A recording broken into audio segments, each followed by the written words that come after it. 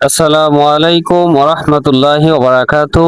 এই আমলটি করে আমি ফল পেয়েছি ইনশাআল্লাহ। একাগ্রতার সাথে মনোযোগ সহকারে আপনিও যদি শুনে এই আমলটি করেন আপনিও ফল পাবেন। কথা দিলাম। আল্লাহ তাআলার গুণবাচক নামের অন্যতম একটি নাম হলো লাতিফুন।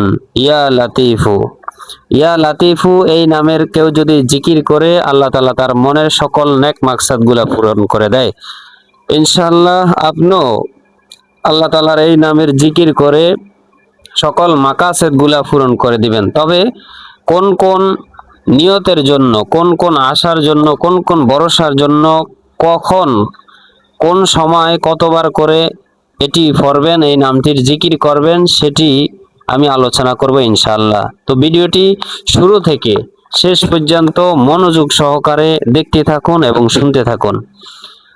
সম্মানিত দিনী ভাই বোনেরা, আপনি যদি আমাদের চ্যানেলে নতুন হয়ে থাকেন চ্যানেলটি এখনই দ্বীনের স্বার্থে সাবস্ক্রাইব করে দেন। ধন্যবাদ। ইয়া লাতিফু আল্লাহ তাআলার গুণবাচক নামের অন্যতম একটি নাম হলো ইয়া লাতিফু। যেই ব্যক্তি এটি ফজরের পরে 33 বার জিকির করবে, ফজরের নামাজের পরে যেই ব্যক্তি এটি 33 বার পড়বে আল্লাহ তাআলা তার রিজিকের ব্যবস্থা করে দিবেন। এবং আরো বলা হয়েছে যে আল্লাহ তাআলা এত ধন সম্পদ তাকে দান করবেন, প্রতিদিন ফজরের নামাজের পরে যদি তাসবিহ হাতে নিয়ে এই জিকির করে ইয়া লাতিফু ইয়া লাতিফু ইয়া লাতিফু 33 বার, তাহলে আল্লাহ তাআলা তার জীবনের সকল অভাব অনাটন দূর করে দিবেন। এমন ধনী বানিয়ে দিবেন যে সে কারো মুখাপেক্ষী হবে না একমাত্র আল্লাহর ছাড়া।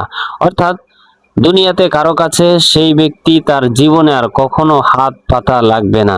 সময়ত দিনী ভাই বোনেরা, ঘর থেকে অভাব অনাটন দূর করার জন্য, কষ্ট দূর করার জন্য, রিজিকের জন্য আমরা এই আমলটি করতে পারি।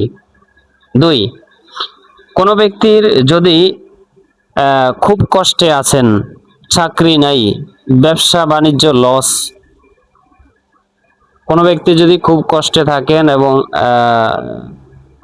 আল্লাহ তাআলার ফজরের নামাজের পরে এবং ইশারের নামাজের পরে ইয়া লাতিফু এই শব্দটি যদি আপনি 1000 বার পাঠ করেন আল্লাহ তাআলা আপনার মনের সকল তামান্নাগুলা পূরণ করে দিবেন। এবং বলা হয়েছে কোনো ব্যক্তি যদি ঋণে জর্জরিত হয়ে গেছে, পাহাড় পরিমাণও যদি কোনো ব্যক্তির ঋণ থাকে এবং সেই ব্যক্তি যদি ইয়া লাতিফু এই শব্দটি পড়ে ফজরের নামাজের পরে 1000 বার তাসবিহ হাতে নিয়ে এবং ইশারের নামাজের পরে 1000 বার তাসবিহ হাতে নিয়ে ইয়া লাতিফু আল্লাহ তাআলার এই গুণবাচক নামটি পড়ে আল্লাহ তাআলা তার সকল মনের তামান্না পূরণ করে দিবেন এবং অভাব অনাটন দূর করে দিবেন।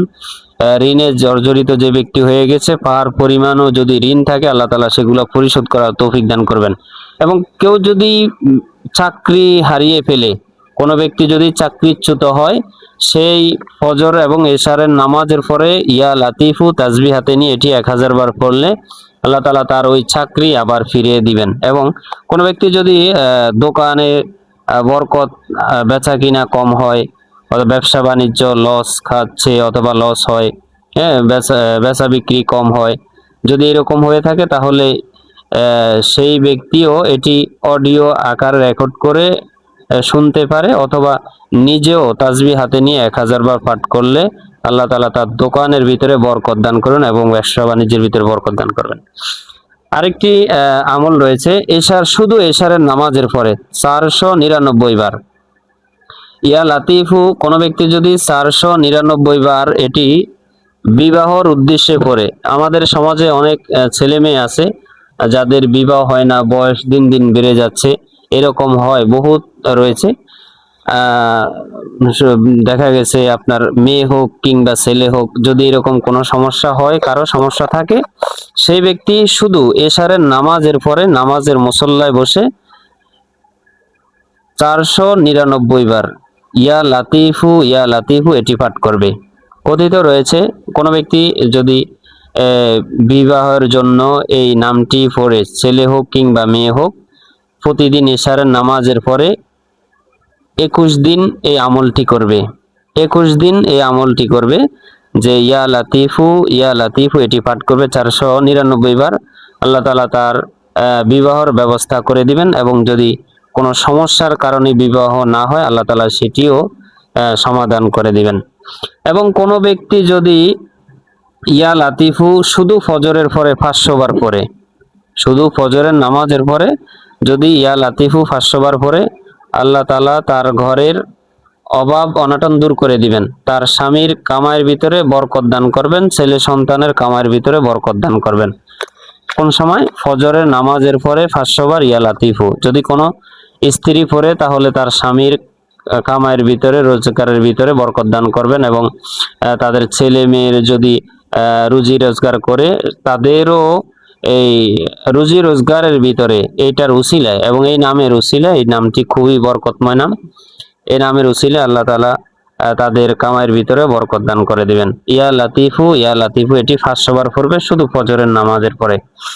এবং আসরের নামাজের পরে যদি কোনো ব্যক্তি ইয়া লাতিফু 11 বার পড়ে, আসরের নামাজের পরে কোনো ব্যক্তি যদি ইয়া লাতিফু 11 বার পড়ে, এর আগে সূরা ফাতিহা একবার পড়বে, এবং এটার আগে দুরূদ শরীফ 11 বার পড়বে। দুরূদ শরীফ 11 বার, আল্লাহুম্মা সাল্লি আলা মুহাম্মদ ওয়া আলা আলি মুহাম্মদ কামা সাল্লাইতা আলা ইব্রাহিম ওয়া আলা আলি ইব্রাহিম ইন্নাকা হামিদুম মাজিদ। অথবা সংক্ষিপ্ত আকারেও দুরূদ শরীফ পড়তে পারে, যেমন সাল্লাল্লাহু আলাইহি ওয়াসাল্লাম, সাল্লাল্লাহু আলাইহি ওয়াসাল্লাম। ঠিক আছে, এটি সংক্ষিপ্ত ভাবেও কি পড়তে পারে আসরের নামাজের পরে। কি বলছি? আসরের নামাজের পরে 11 বার দুরূদ শরীফ পাঠ করার পরে সূরা ফাতিহা পড়বে একবার, পড়ার পরে ইয়া লাতিফু, ইয়া লাতিফু এটি 11 বার পড়ে চেহারায় যদি বুলিয়ে দেয়, তাহলে তার চেহারায় যদি কোনো বরণ অথবা বিশ্রী দেখা যায়, থাকে না অনেকের যে কালো হয়ে গেছে, চোখের নিচে কালো হয়ে গেছে, তারপরে দাগ হয়ে গেছে,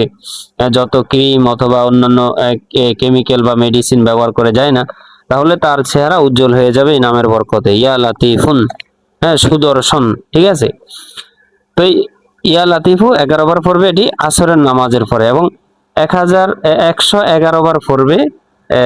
পড়লে কি হয়? আচ্ছা,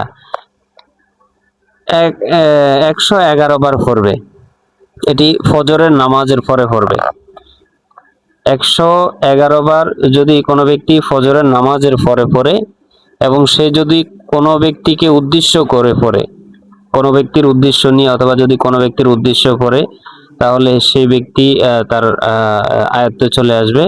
এটি ফজরের নামাজের পরে আপনি 111 বার পাঠ করবেন ইনশাআল্লাহ।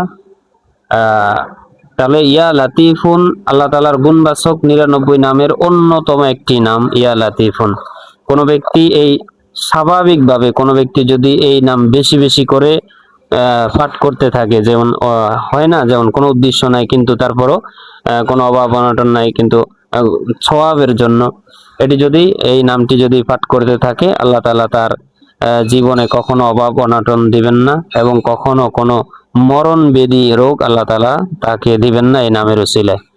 তাই আমরা প্রত্যেকেই বেশি বেশি করে এই নাম পড়া আমাদের উচিত।